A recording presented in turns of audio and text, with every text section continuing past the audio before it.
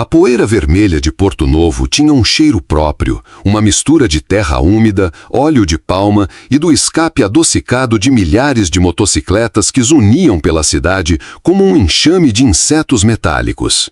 Eu estava no Benin há 2 semanas e essa poeira já parecia ter se tornado parte de mim, impregnada na minha pele, na minha roupa, no fundo da minha garganta. Eu não tinha vindo buscar nada específico, apenas o oposto. Queria me perder, dissolver as certezas de um mundo ocidental que me parecia cada vez mais asséptico e previsível. Buscava o imprevisível, o caos que reorganiza a alma. E o Benin, berço do voodoo, sussurrava promessas de um mistério que eu mal podia começar a compreender. Meu primeiro contato com o que me aguardava não foi num templo escondido ou num mercado de fetiches, mas numa oficina barulhenta e quente perto do Grand Marché. O lugar pertencia a um homem chamado Adebayo. Ele era um ferreiro, um artista que transformava a sucata em esculturas de divindades que pareciam vivas. Seus braços eram rios de músculos sinuosos, cobertos por uma fina camada da mesma poeira vermelha, e seu sorriso revelava dentes surpreendentemente brancos em contraste com a pele escura como ébano.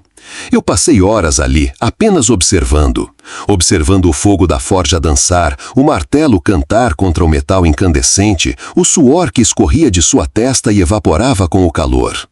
Eu não falava fon, o idioma local, e o francês dele era tão quebrado quanto o meu, mas nos comunicávamos através de gestos, de sorrisos e principalmente do respeito mútuo pelo trabalho dele.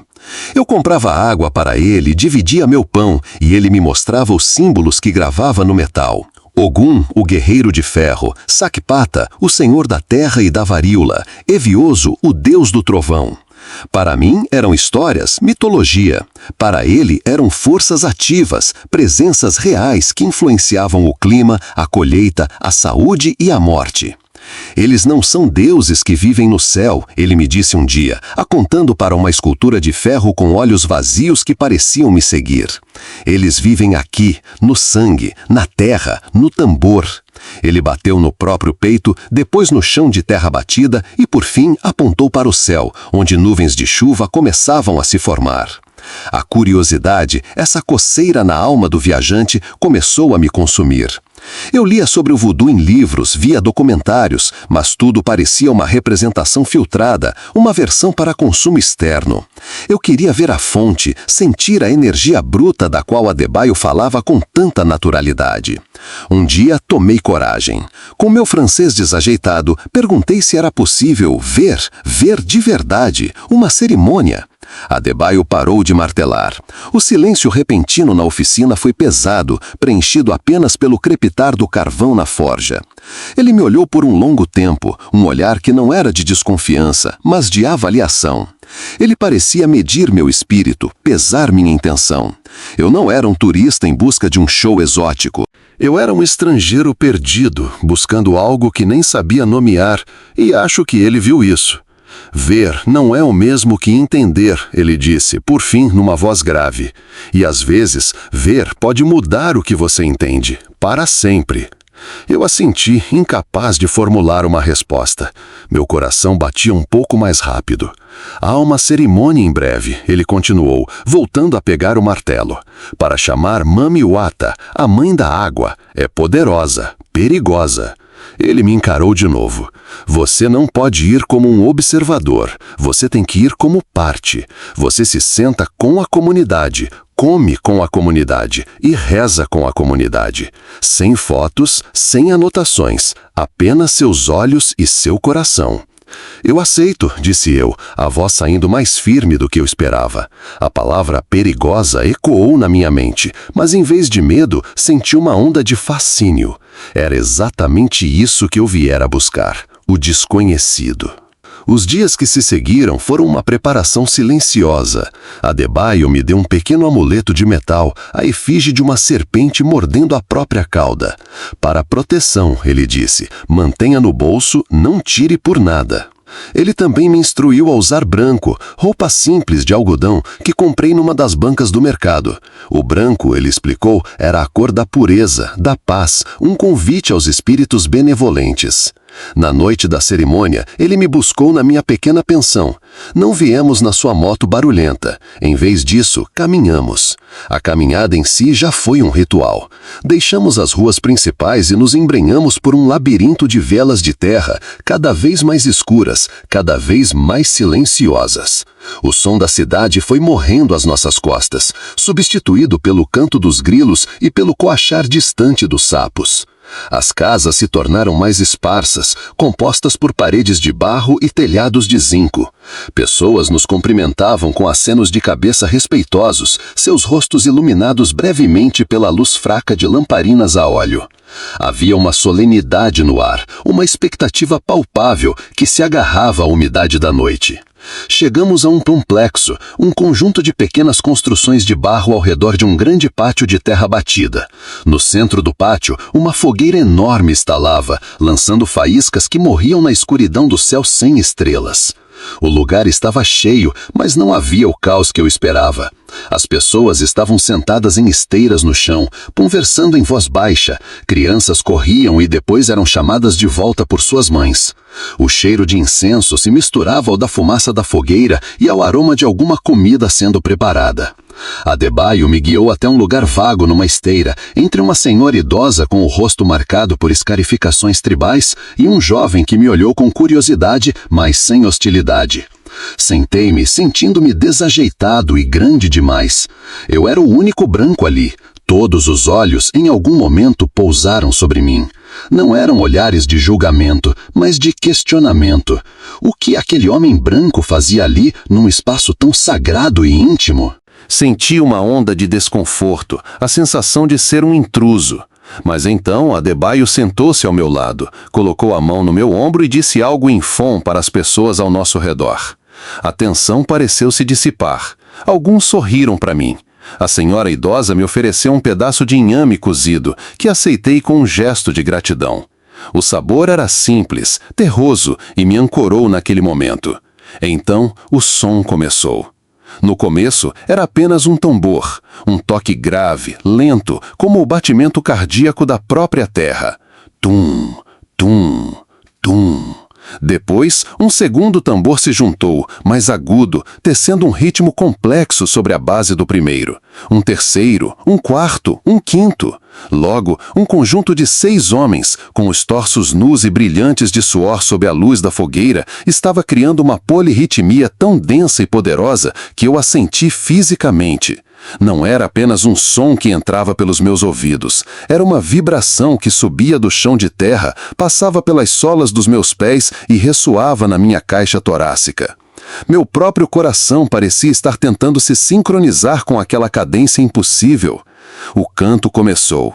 Um sacerdote, um homem mais velho vestido inteiramente de branco, com colares de contas coloridas no pescoço, ergueu a voz.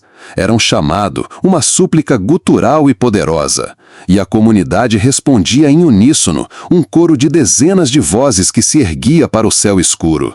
Eu não entendia uma única palavra, mas entendia a intenção. Era um convite. Estavam abrindo uma porta entre os mundos. O ar ficou mais pesado, mais denso. A fumaça da fogueira parecia girar em padrões estranhos. A energia do lugar mudou. A conversa cessou completamente. Todos os rostos estavam virados para o centro do pátio, para os músicos, para o sacerdote. A expectativa deu lugar a uma reverência quase temerosa. Eu senti um arrepio percorrer minha espinha, um medo primitivo que não tinha nada a ver com a lógica ou a razão. Era o medo do desconhecido, do poder invisível que estava sendo invocado ali.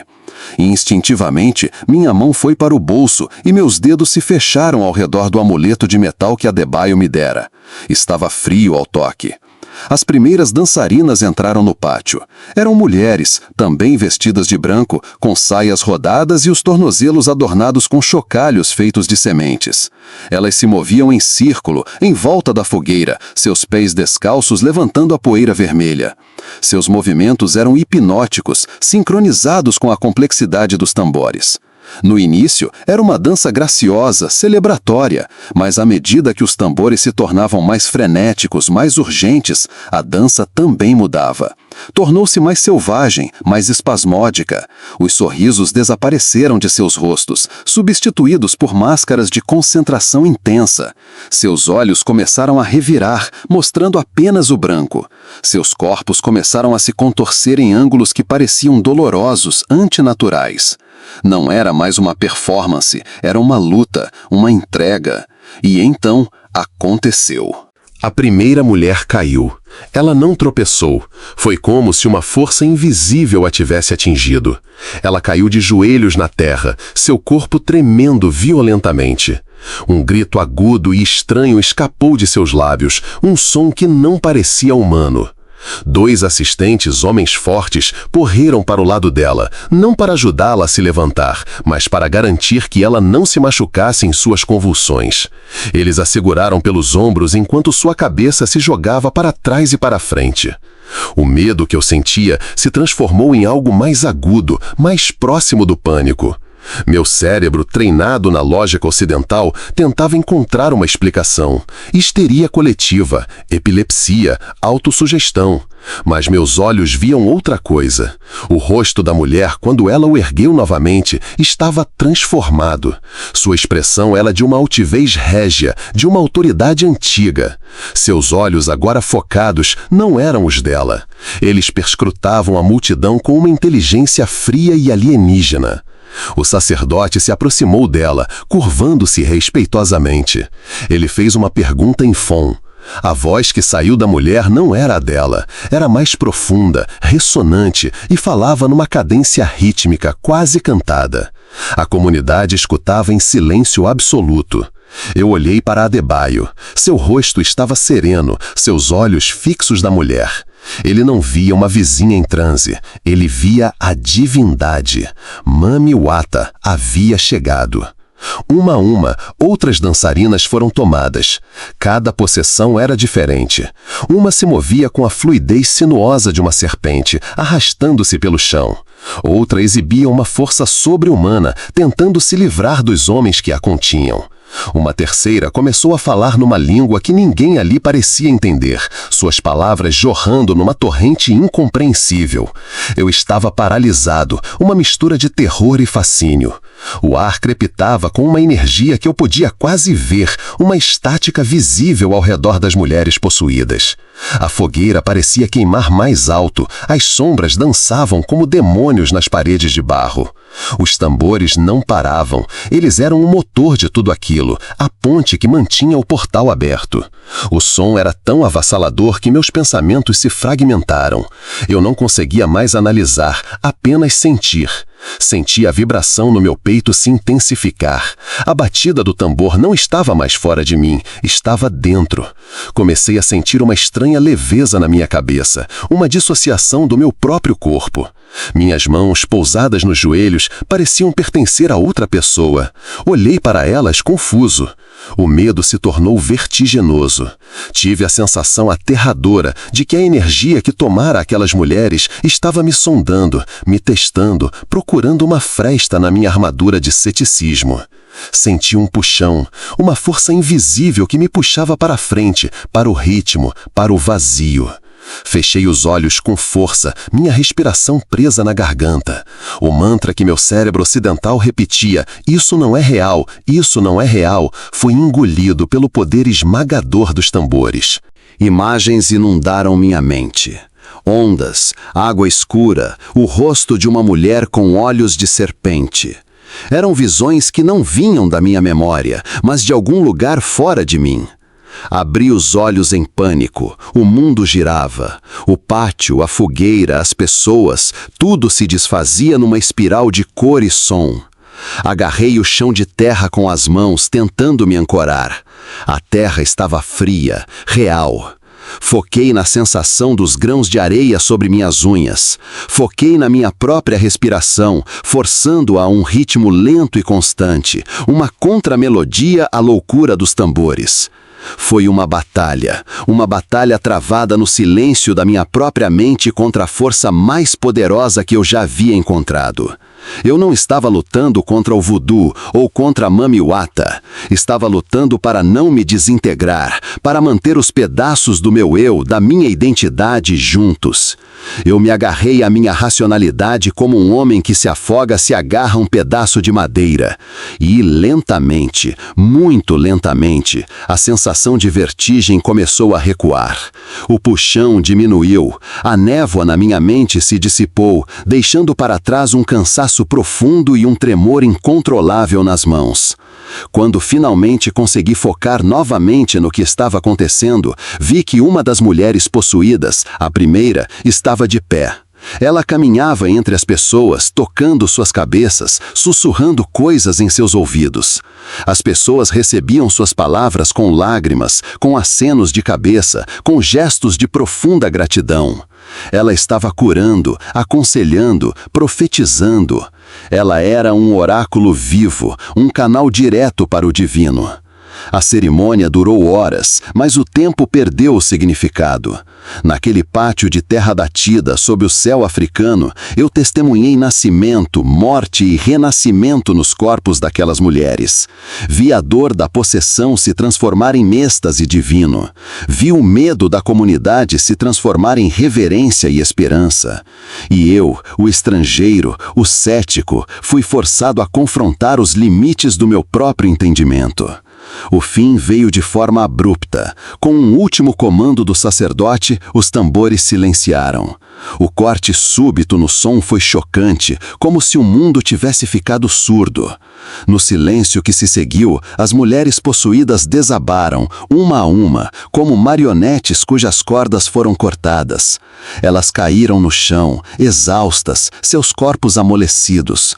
Amigos e familiares correram para ampará-las, envolvendo-as em panos, dando-lhes água, tratando-as com uma ternura infinita. A divindade havia partido, deixando para trás os vasos mortais que usara. Aos poucos, a atmosfera de normalidade retornou. As pessoas começaram a conversar novamente, a comida foi compartilhada. Era como acordar de um sonho intenso. Eu continuava sentado, tremendo, incapaz de processar a avalanche de sensações. Adebayo colocou a mão no meu ombro novamente. Seu toque era firme, reconfortante. "Você está bem?" ele perguntou, em seu francês quebrado. Eu apenas assenti. As palavras não viriam. A caminhada de volta foi feita em silêncio. A lua havia aparecido, uma fatia fina de prata que lançava uma luz fantasmagórica sobre o caminho. Eu sentia cada pedra, cada galho sobre meus pés. O mundo parecia mais nítido, mais real, mas, ao mesmo tempo, fundamentalmente alterado. Eu não era a mesma pessoa que havia percorrido aquele caminho algumas horas antes. Nos dias seguintes, eu mal consegui sair da minha pensão. Fiquei deitado na cama, revivendo a cerimônia em minha mente. Os tambores ainda ecoavam nos meus ouvidos. A imagem dos olhos transformados daquelas mulheres estava gravada nas minhas pálpebras.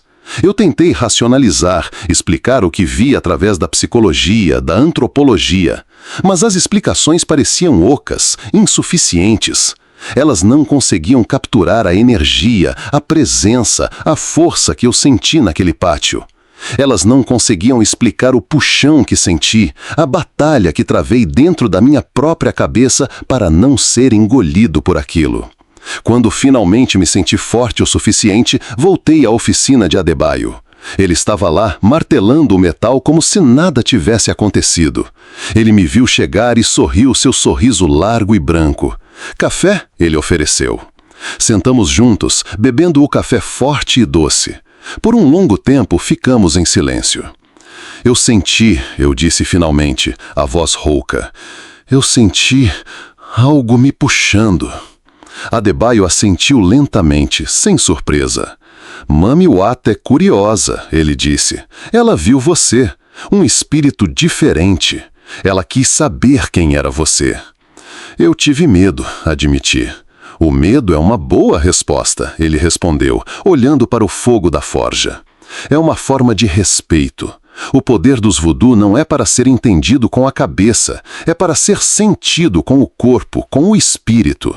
Você não precisa acreditar como nós acreditamos. Você só precisa saber que existe, que o mundo é maior do que você pensa. Naquela tarde, comprei uma de suas esculturas. Não era uma divindade poderosa como Ogum ou Evioso. Era uma pequena representação da serpente mordendo a própria cauda, a mesma do amuleto que ele me dera. Um símbolo do ciclo, do infinito, do que não pode ser totalmente explicado, apenas vivenciado. Deixei o Benin uma semana depois. A poeira vermelha foi lavada da minha pele, mas não da minha alma. Voltei para o meu mundo de certezas, de lógica e de explicações científicas. Mas algo em mim havia se quebrado, ou talvez se aberto. Às vezes, no silêncio da noite, quando estou sozinho, se me concentro, ainda consigo ouvir o eco fraco de tambores distantes. E sinto um arrepio, uma mistura de medo e fascínio. Eu fui ao Benin em busca do desconhecido e o encontrei de uma forma que jamais poderia ter imaginado.